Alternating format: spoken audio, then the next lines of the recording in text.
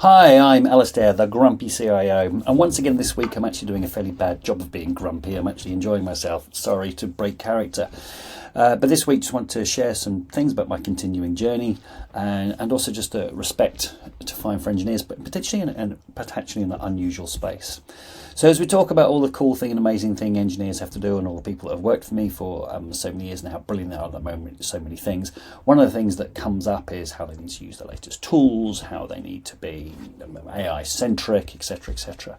There's things that's almost seen as like a negative in talking about some of the journeyman skills that they had. I think there is something still amazing to be said about what I've been learning is actually just having a genuine empathy for the machines and toolings that they're working for. It's kind of similar to watching just like a finance wizard, just like being really good at Excel.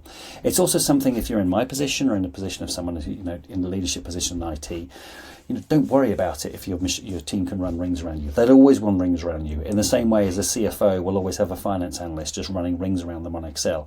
But there is something about actually having these journeyman skills and these muscle memories that's kind of looked down on in 2026. But the real thing that's been re-emphasized to me in learnings with my team, going through with my team about how the amazing processes they have to go through, because this is all about for me like how is the SDLC changing, is the empathy that comes from these journeyman type skills that are not particularly respected, but there is the muscle memory that comes from just knowing how to interact with the machine, and there's the radar that they all instinctively have going. You can just hear them looking and going, something's off. And I don't know quite what yet, but they're just looking at the way that the terminal is producing. They're looking at the output. They're looking at the machine usage. They're looking at CPU. They're looking at RAM usage. They're looking at something, and they're just looking and going, it's off. It's just off. There is still empathy for the machine that actually a proper engineer has. And as an IT manager on one of these things, you're not quite going to have that. But like it came through that this skill, this empathy is a thing to greatly respected and can't be replaced.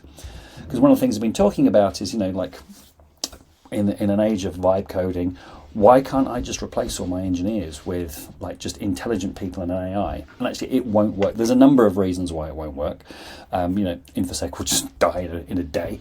But there's also just in terms of productivity. Surely with AI I can just get, I can just vibe code and I don't need these professionals. It's like, no, there is still something about being a professional in the space, knowing how to interact with the machine, get things up. Admitting my failings is actually still hard, but less so. It's easier to admit my incompetence to the machine because they knew already. But my rate of learning is high because of the combination of Udemy and Claude. So just to recommend to anybody, it's a powerful combo. It is different because I do actually kind of know what I'm talking about already. It's not like I'm just coming in completely fresh. I have been working in and around IT for over 2 decades, but without actually being a true engineer.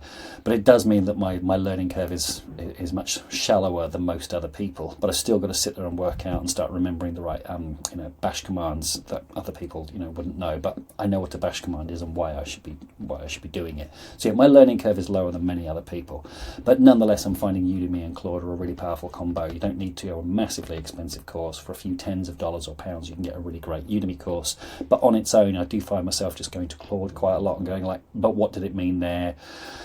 There was a Docker command, it was Docker remove, but the instructor forgot to say that Docker remove is not Docker remove, it's Docker RM. And I was just trying to get the muscle memory again about some of these things that, again, people on my team just do. I just quickly asked Claude. It just saved so much time.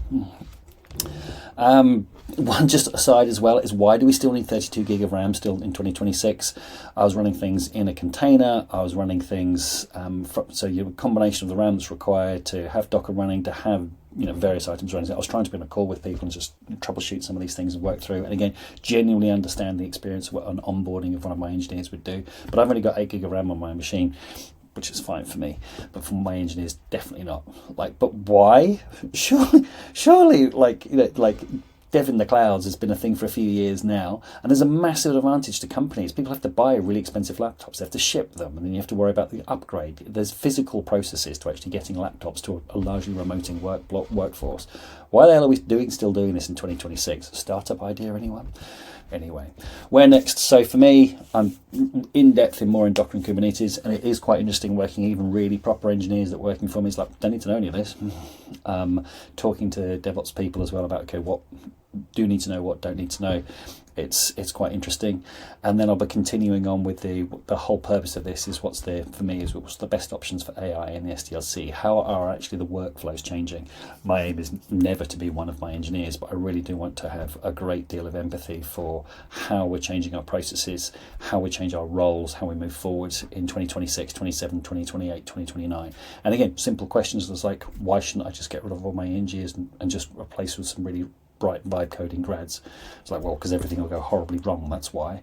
But why and how and what are the processes we need to introduce? How I will magically use agents. Yeah, how, where, exactly. So that's the purpose of this, and I'll keep sharing as I go.